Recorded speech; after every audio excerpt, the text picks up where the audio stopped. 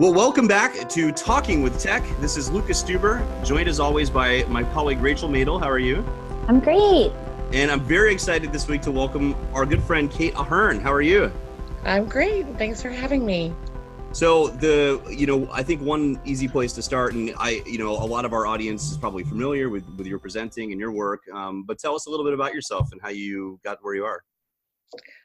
So I started as a special education teacher, but I actually first worked with someone using AAC when I was in high school.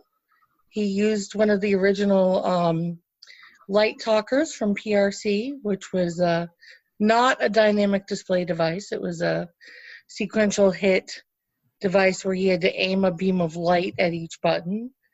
And he also had a low-tech communication board. And I loved working with him and with other students like him, and that's what I went to college for. I specifically wanted to be a teacher of kids who used AAC. So I've been doing this now for way too long. Since like 1991, I guess, was the first AAC user I worked with when I was in high school myself. Wow, that's great. Well, and so you just, spoke to the, some of the laser pointing stuff that used to happen. Like, there's obviously been a huge change in the technology since then. But I think another message I've even heard from you is that, good practice in the field may be technology independent in a variety of ways. Yeah. Right?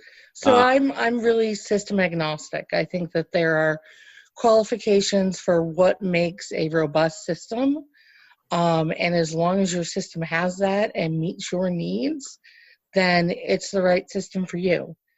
And it really depends a lot more on how we implement and how we teach and how we support the users than it does on which system we pick. Yeah, great. So okay, here's the tough question then, is what is your definition of a robust system? Oh, I would have to look it up to make sure I hit all the points, but I've written about it on my blog if anybody wants to read it. But it includes, so I came up with an acronym, but I can never remember what all the things stand for. So the acronym is MEGA PC, and I think it stands for, let's see, it's expandable, it is grammar. Mm-hmm. It has, it's arranged so there's a motor plan, there's pre-programmed messages for fast-moving situations and social situations. So things like going to the doctor, there's pre-programmed messages. I forget the other ones. Core vocabulary. Yeah, that's the C. That's the C, core vocabulary. I can't remember the M. Expandable, grammar. I would say motor planning, but I think that's under arranged. Oh, no, that might be motor planning, and A might be something else. Or we've hit most of them. We've hit most of them. I was going to say, I've read what you've written. You got to be able to spell. And I don't know what I put that under, but it's definitely in there. So that's that's great. That's really useful. I'm excited that you said the pre-programmed phrases, because I worry a lot about rate enhancement, right? Yeah. Especially with, obviously the focus, which I think is very positive on core language, but, sometimes it can take a while to put together phrases. Mm-hmm. Do you feel like any of that changes depending on access modality, like for an iGaze student versus direct select? I think it depends more on the level of apraxia, and definitely changes a little bit for switch users because they're just inherently so much slower with their access just because of how switches work. But if it's a form of direct access, iGaze, touching the screen, joystick, something like that, it really just depends on the quality of the child and their apraxia and their anxiety. And but if it's a switch user, then definitely we have to pay a lot more attention to how things are arranged and making sure the most important stuff is early in the scan and they can get out of the scan to get to something else. And I think one of the things that's happened with eye gaze becoming so popular is we've forgotten we still have switch users out there. Right. And I think that lack of focus on switch users the past 5 years or so hasn't done any favors to the kids we have coming up who need to be learning to use switches. Right. All right. I feel like I'm asking all the questions because I've been excited to have you on. I'm sorry, Rachel. No worries. I actually kind of wanted to go back a little bit. So Kate, you are a special education teacher and you kind of knew that from that experience you had in high school. I'm curious, did you have a point in time where you were kind of deciding between, speech language pathology and special education? And explain that a little bit. So still back in high school, so remember I'm 16, 17 making this call. Right. I went with my orchestra instructor and his daughter and his wife to their daughters who had complex communication needs, before we called it that, speech therapy session. And she used sign. And I saw the therapy session, and I felt like I would be good at that, but I also felt like I could make a much bigger difference 6 hours a day, 5 days a week than I could an hour a week or an hour and a half a week or whatever kids were going to be getting for speech. And to me, that felt really valuable, to be able to have that ongoing daily contact and to know that the speech therapist, the model is generally they're picking the device and they're deciding how it's used and what goes on it. It would be the teacher who was really implementing and teaching it, and in the classroom and making sure that happened. And I really wanted more of that ongoing role, as opposed to being just sort of the consultant an hour a week. Which is ironic, since now I'm frequently the consultant. I was just going to go back and say, it is kind of funny, it is ironic that now you're kind of doing the consultant role. When did you make that switch, and how many years were you in a classroom setting? And then, I taught for 15 years. Wow. Yeah, I taught for 15 years. And I taught a couple years in a private hospital school. Oh, wow. And a couple years, so I had kids with ventilators and trachs, and some of them lived in the hospital and some of them went home. And then I taught for a couple years in a substantially separate program in a public school.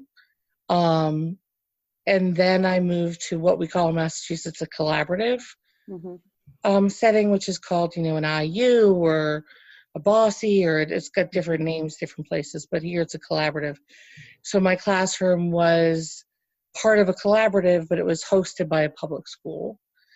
And I did that for the last 11 years that I taught, I guess. Wow. But yeah, I taught for a long time. And then I moved to assistive technology, with sort of at first a 50-50 caseload between standard assistive technology, so kids with dyslexia or kids with handwriting issues, and AAC, and I just kept coming back to the most complex kids and the AAC, and started to do a lot of work in Rett syndrome and Angelman syndrome, and really looking at these kids who were had the significant apraxia and anxiety and were presumed incompetent. And that became sort of my go-to.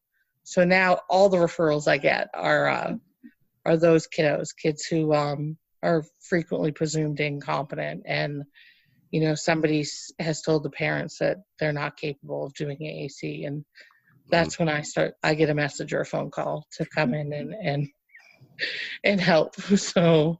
Absolutely. I've actually, I've heard one of your talks. It was on YouTube, and you talk about that. The difference between you and other therapists is that you have that belief that, a child is capable. And, if not, it's really on you as the teacher or the therapist, how can I tap in? How can I access this child? How can I teach them? Well, and I think it's all about presuming potential. I think when we start talking about presuming competence, people have trouble because they need to make this leap. Right. Where what they think they see in front of them doesn't match what we're asking them to do. Mm-hmm. So I usually bring it back to presume potential. I love what that. You see in front of you is not how it's going to stay forever. This child today is not who they're going to be in a year. And that's true for every single child on the planet. And I think when we start to think about it that way, and we stop asking, I want people to make the leap. I want them to presume competence. I just know that there are people I'm not going to get to do that. And for those people, I try to get them to presume potential and to realize that, whether or not you think this child is capable, it's your job to teach them. And, the other thing that I talk a lot about is building AAC, especially with kids with apraxia and anxiety, is relational. Mm-hmm. And, that relationship is what builds their AAC use. And I think people get really hung up on what system, and I'm programming messages and how much should I program and how many buttons and what symbol system. And I don't think it has that much to do with that. I think as long as you're consistent and you're being thoughtful about those things, you don't need to agonize. You need to focus on building a relationship where the child wants to learn how to communicate because it's exciting to talk to you. Yeah. I have a fair amount of overlap with you in terms of the population that I work with, and then I also do a lot of Rett and a lot of even Pitt Hopkins and Angelman. One thing I'm frankly really envious of is, what I see from your end in terms of the relationships that you've been able to build with the students and the family. That seems like what you're highlighting, more than anything. Like what percentage of your time do you think is focused on that and on the circle of support relative to like programming? I rarely program. I mean, I program. I know how. I'm good at programming, but all robust systems come with plenty of words to work on with a kid. So yeah, they make it easy now, huh? They make it easy. This isn't the old days where you got a Toby P10 and there was nothing in it and you had to program it all. Yeah, like a bag of PECs sitting on a table somewhere. Yep. Yeah, exactly. Everything comes with a robust vocabulary. So once you add the names of their specific people and their personal information, and then whatever they need to support anxiety or to support them emotionally for self-talk, once that's in there, it's little changes. I had a girl ask me the other day, she asked she uses a high tech and a low tech at the same time, and she between her pod book and her pod on her Toby, she asked me why she didn't have the words to talk about multiplying fractions. Wow. And at that point, okay, I'll give you some words to talk about multiplying fractions. But in general, I don't find a lot of need to do that. Yeah, I've never really had to do it. So, which is an interesting question too that I fight with sometimes is, striking the balance, I guess, between access to academics and access to activities of daily living, right? Yeah. Especially in the schools. I don't know who would feel the same as me necessarily, but especially with some of my more impacted students, I'm way more concerned about the latter, making sure that they're enjoying themselves. Mm-hmm. I think that I used to feel that way. I think when I was teaching, I believe I was a pretty good teacher, a decent teacher, and my kids got a lot of what they needed.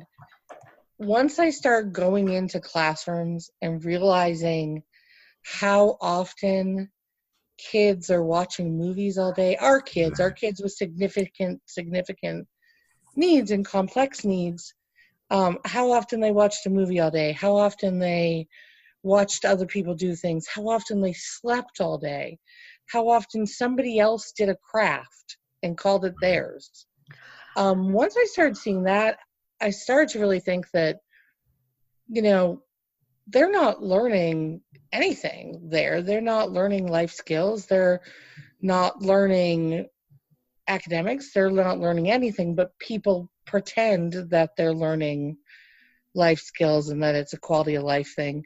And the more I see it, the more I think, it's time to teach these kids academics. Just for the mere reason that what we're doing now doesn't do anything for them. You Right. know, 4 hours of videos during the day at school is too much. An hour a day of video at school is too much. So, and then I started getting these kids who have been fully included for years, and we're doing this amazing stuff. So I have a girl with Rett syndrome. She lives out in Missouri. Her parents moved from DC to Missouri because there was a school that would do full inclusion. And so they gave up their whole lives, high-powered jobs in DC, and moved. And the first time I met her, her mother read her, we were playing Brain Quest, and her mother read her a word problem, and it was, Joe needs to go around the track 4 times. He runs around the track once, he walks around the track twice. What fraction represents how much more he needs to go around the track?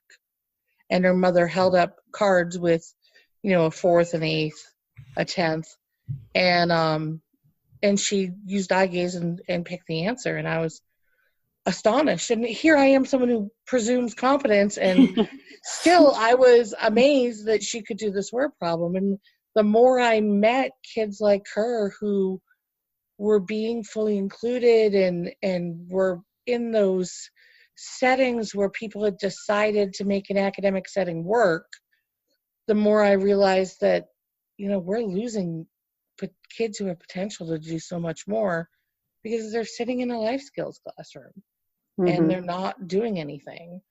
So at the very least, I think we should be starting in inclusion, and and if there's a good reason to move away from that, then okay, let's talk about it.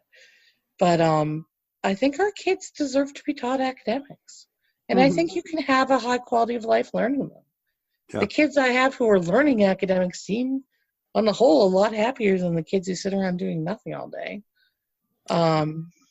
Yeah, no, good. You're changing my view. Although I didn't mean to imply that there shouldn't be academics, just, I guess, the balance of time spent on each one. But this is really good feedback, especially. Well, I think when it's done well, the academics are the tool in which you embed everything else.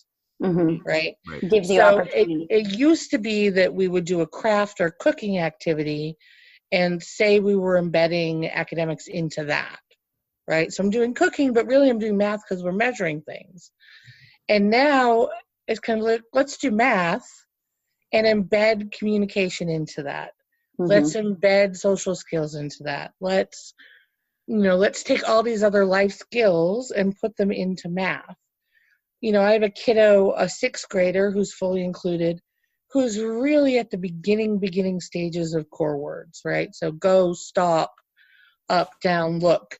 And we spend a lot of time, working on what is his goal during this lesson. So if they're learning about ancient Egypt and he's in that classroom, what is his focus? What can he learn during that? Well, he can learn, the idea of something happening now versus something happening in the past. He can learn, so old and new. He can learn, if we're talking about how ancient Egyptians dressed, then we can talk about the clothing he wears now. If they're talking about how they built the pyramids, then a lot of his motor skills can be involved when he does a project, but he can also talk about sequencing. Anything that is how-to is a sequencing activity. So he can talk about sequencing, and he can start to learn to use his talker to say first, middle, last. So just really rethinking how we do it. We could do all those skills through cooking or a craft, but isn't it more to his benefit to be with typical peers and do that in a setting where he's learning the same skills, but through academics as the vehicle? Yep. Great. That being said, it's hard. It is hard to do as the kids get older and you're doing inclusion. And if there's a gap, if it widens, it's hard. Yeah. But I think it's worth it. What do you think the hardest thing is for teachers when they're implementing in a classroom to help support communication? What do you think the biggest obstacle is? I think it's the concept of modeling and not expecting anything back. Mm-hmm. Yep. Teachers and speech therapists, we like our data, and we want to be able to prove that what we're doing works, and we don't want to be able to prove it in 6 months. We want to be able to prove it today. Now. Yeah. Now, and that is not how AAC works.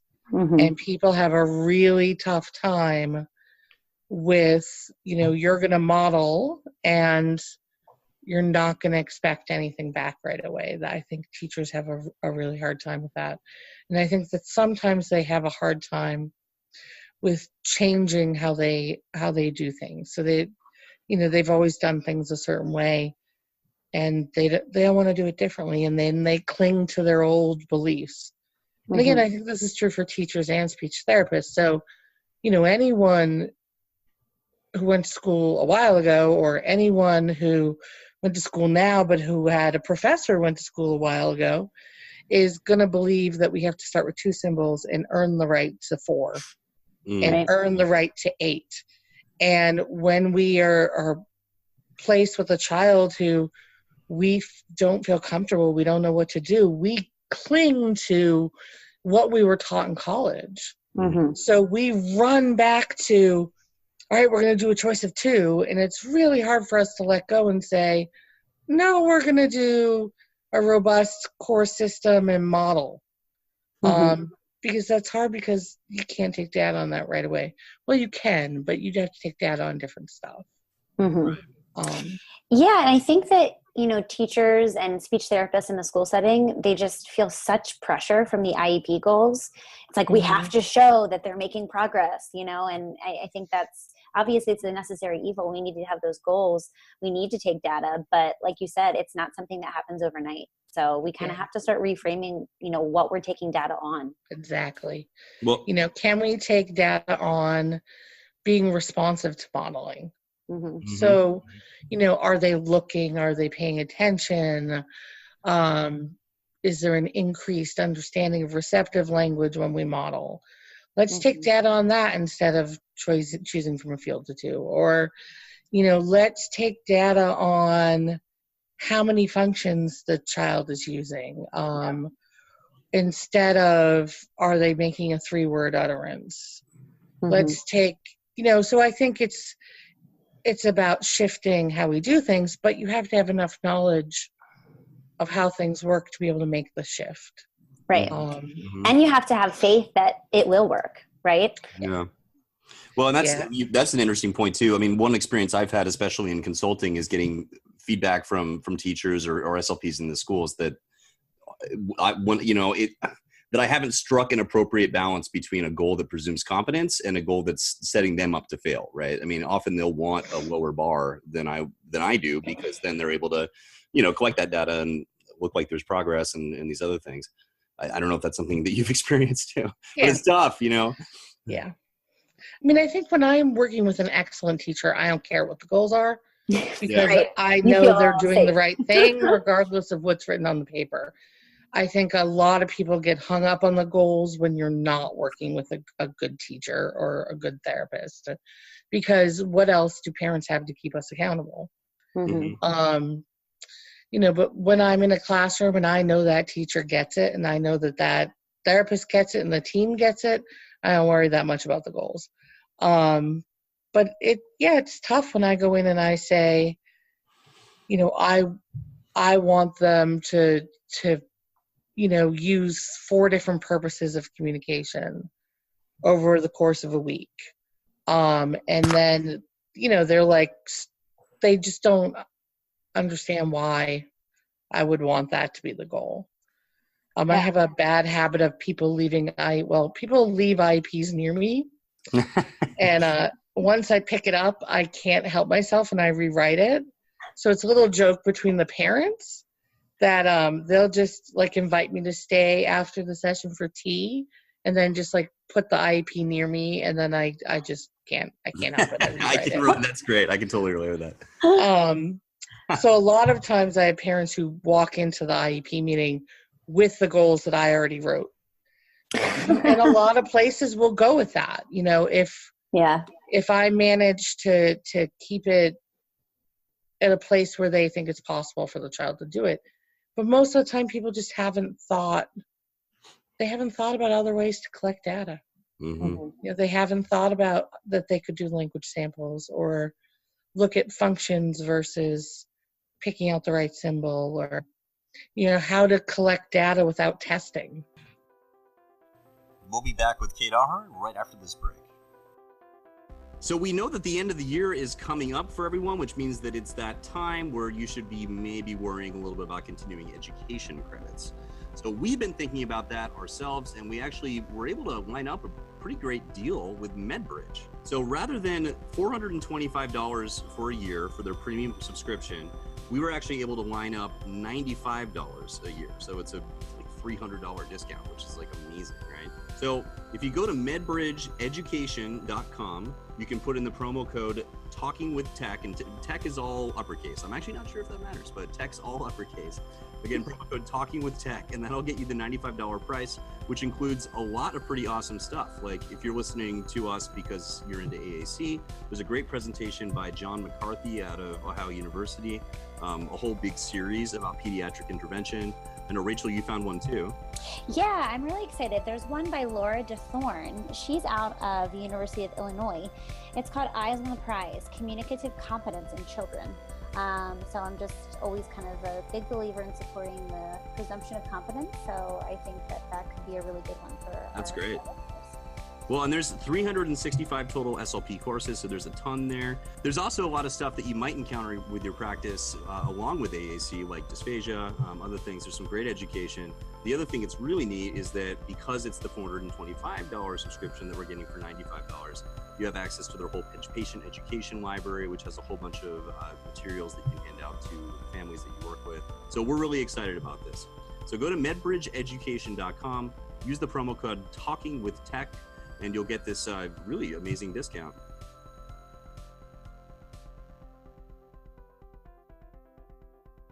I wanted to ask, and I know I want to honor your time too. We've had a great conversation here, but outside of modeling, what's one thing that everyone could do better, do you think?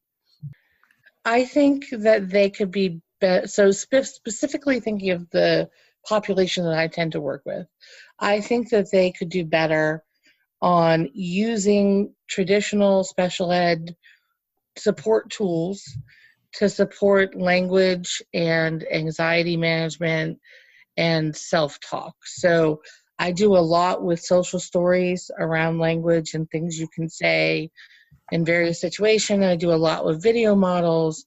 I do a lot with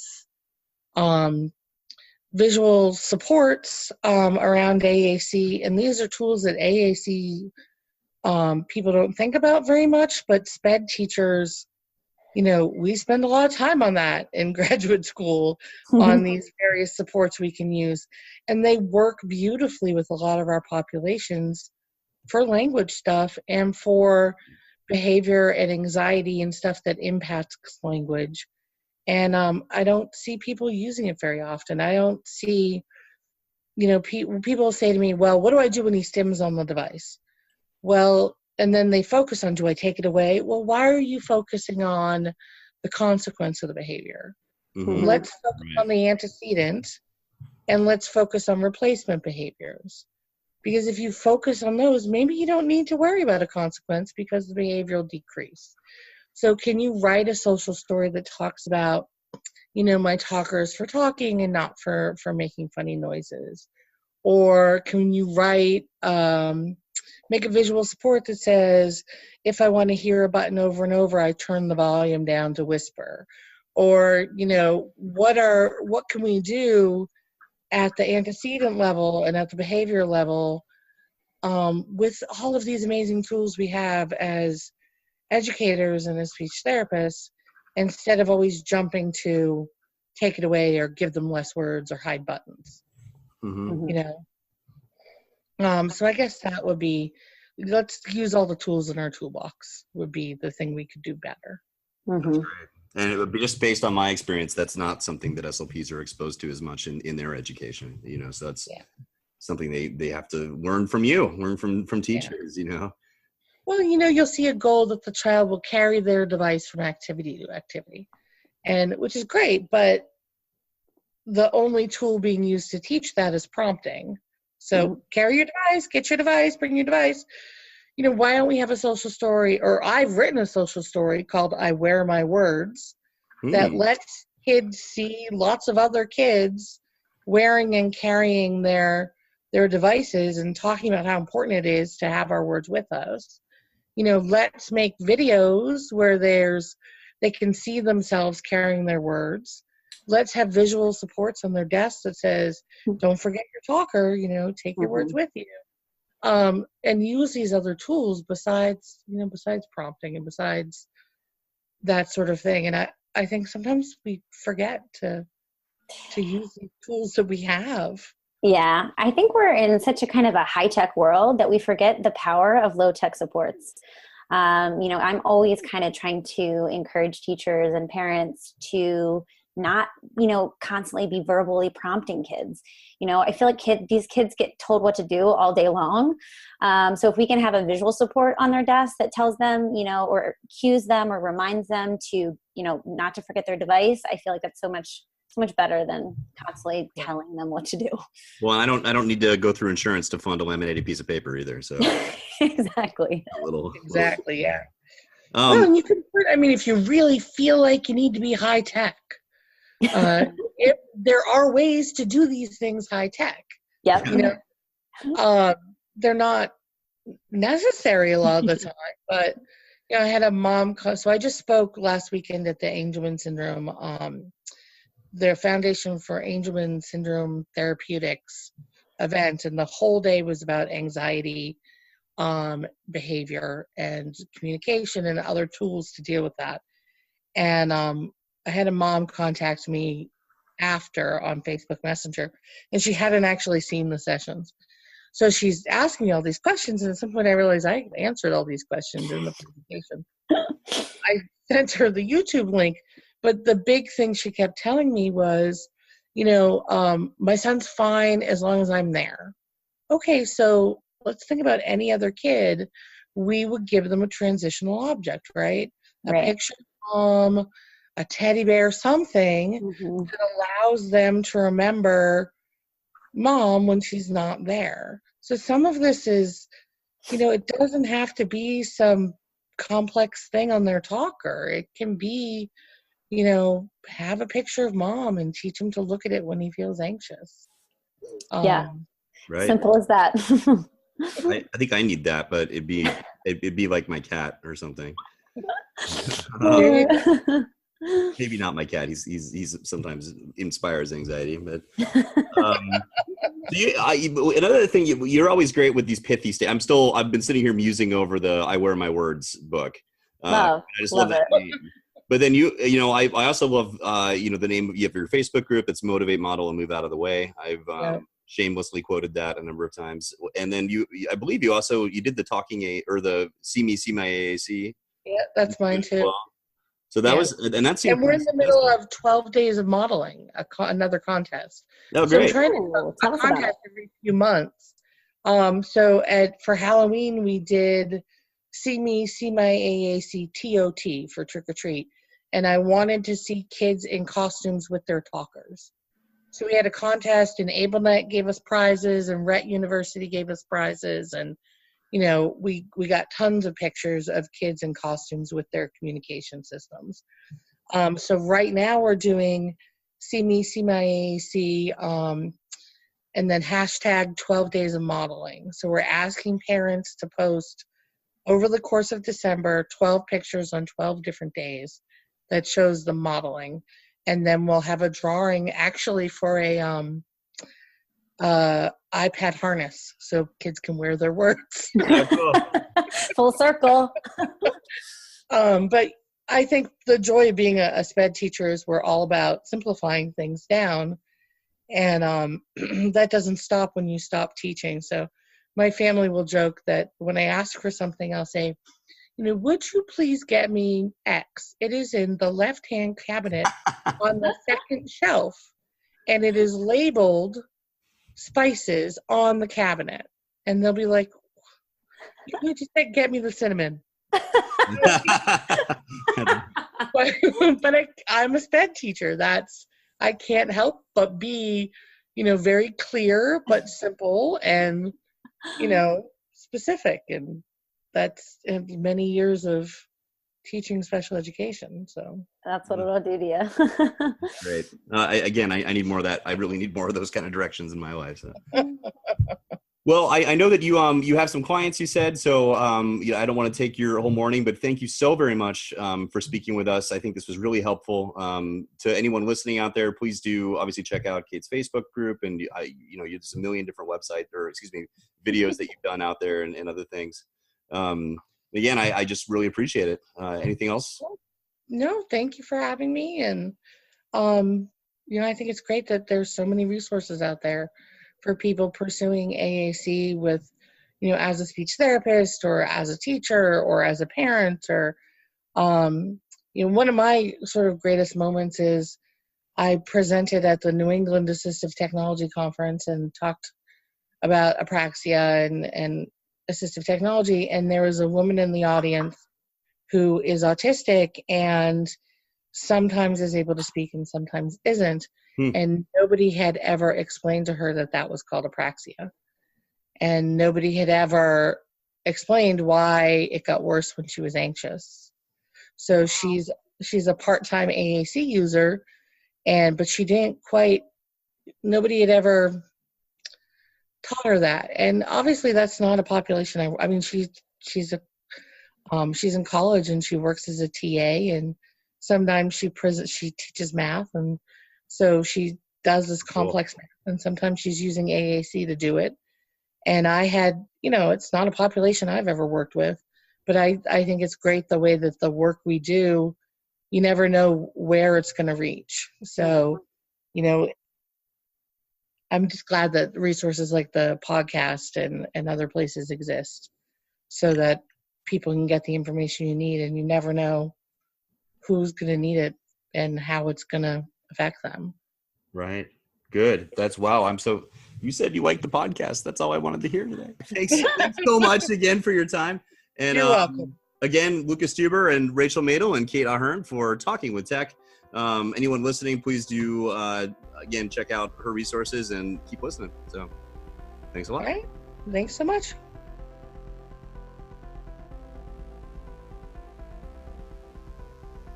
Yeah, you're like an AAC celebrity, Kate. People tell me that and I don't get it. Like, as far as I'm concerned, I'm just trying to get through my day. Show up on time periodically for stuff. I totally get that. When people tell me, you're a celebrity, or a lot of women will tell me I'm fangirling, and I'll be like, I don't understand why. Yep. I do have a request. If anybody feels like they want to message me and ask me to do something for you, please start with hello. Back to basics. To help you out, if you start with a hello and not just jump into here's the 9 things I need you as a stranger. Yeah, the 5,000 word narrative of whatever. Yep.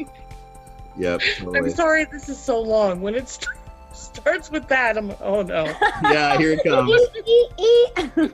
Yep. And I try to help everybody who reaches out, but there are moments when I feel like everybody wants something from me. You do a lot of presenting, certainly. I do a lot of presenting. Yep. And I joke, last time I presented, after I presented, there was a line 10 people deep of people who wanted to ask me questions. And I started telling them that, it was going to cost them a vodka tonic at the and it was an open bar. So all they actually had to do was get it and bring it to me. Nobody did vodka tonic. Nobody did it? I never had a vodka tonic that night at all, actually. We will get you a vodka tonic.